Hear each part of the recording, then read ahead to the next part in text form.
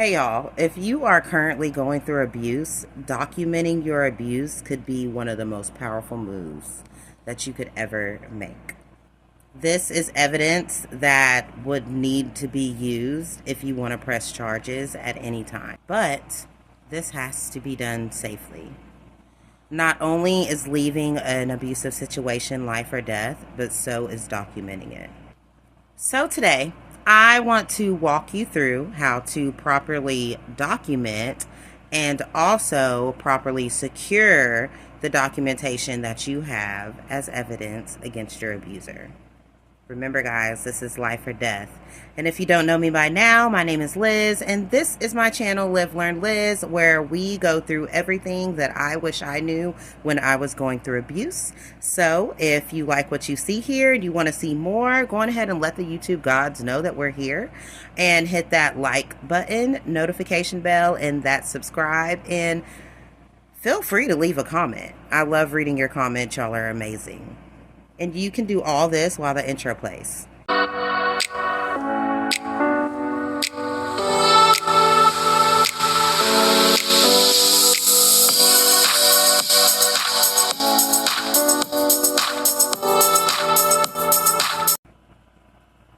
So rule number one when documenting abuse is always safety first.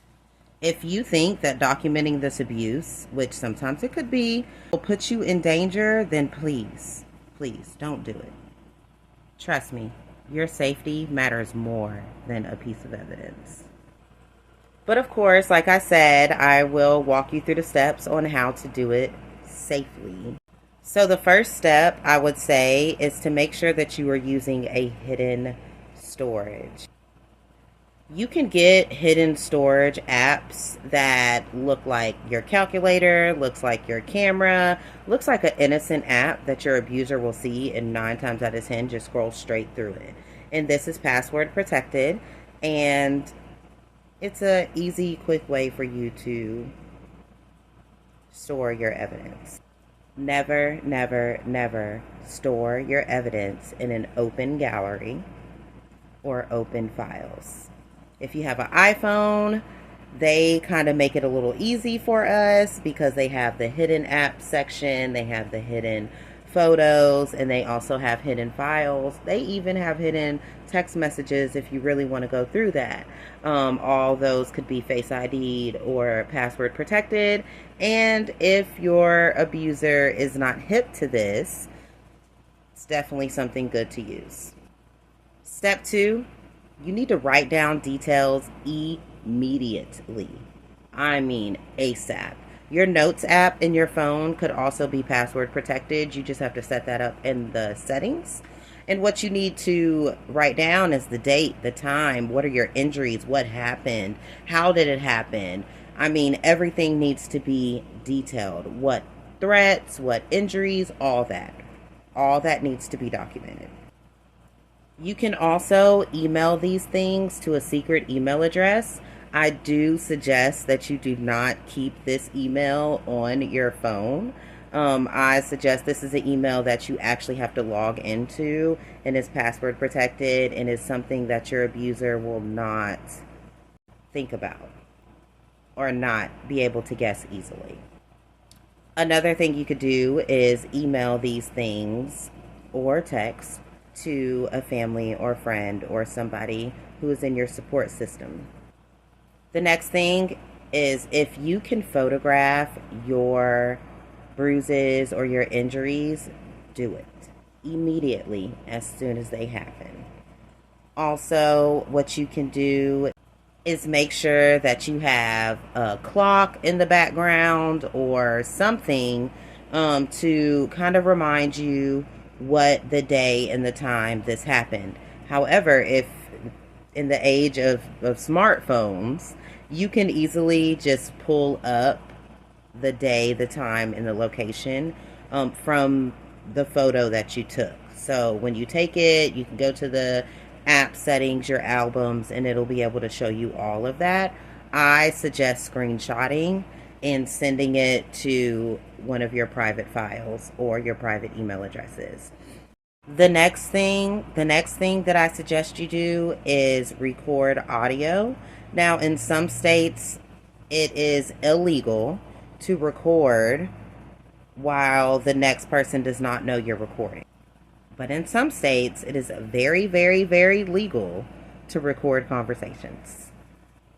But of course, before you record, check the laws in your states because, like I said, they're all different and they might all have little tweaks that you might not know about. So, in order to make sure that your evidence is able to be used in court, make sure you check your laws. Things that you need to record is, of course, threats, also people admitting what they did, or abusive language. All that is recordable, all that counts as abuse. iPhones now have this ability to be able to record phone calls. However, it will let the other person know on the other end that the call is being recorded and exactly when the call has stopped being recorded. Now, if the person is ranting and raving, they might not hear that. But just beware that iPhone does allow other people to know that they are being recorded. I do suggest using an iCloud storage under a separate account, not your main phone or your home computer, and you need to make sure that you back up everything to a safe location. If you do not have an iPhone, I'm pretty sure Android also has like Google or something like that that you can back your stuff up into. Just make sure that the account that you're backing it up into is that separate email, that separate account that the abuser knows nothing about. If you can, please tell a safe, supportive person what is going on.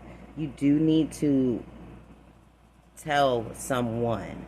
And if you do, ask them, can you hold on to some of this documentation for me? Can you help me with this escape plan? And 9 times out of 10, if they are the right support person, they will. The key thing to having a support system is making sure that your abuser cannot get them to tell him anything.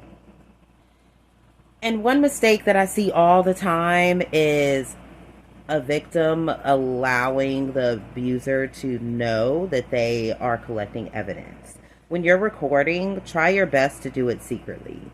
When you're taking pictures, do it secretly. When you are writing down all the evidence, keep it secret. I know that when things are heated, it is very easy to blurt out, I'm recording all of this. I'm taking pictures. I have evidence. I have receipts.